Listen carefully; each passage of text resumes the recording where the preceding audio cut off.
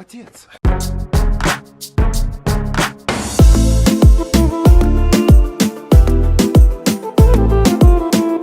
Ben seni hiç kadar çalışmadım. Sen bilen geçmişimi yitirdim. Stop. Yani ağalar dolmasa ertesi tayağı ne yazma. Ovuşma erkini Tayland otur. Begeç neydi ka begeç?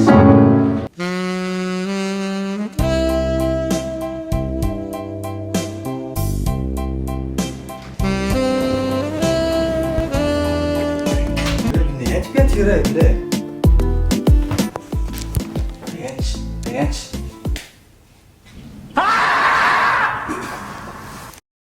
Ne açıp getirdin? Nasıl ovatlık getirdim biletler satıp oldun mu? Bana erkek biletler. O biletlerimiz var. Bilet almak için aşağıdaki numaralarla havadaş bilersiniz. Nein, sei dies.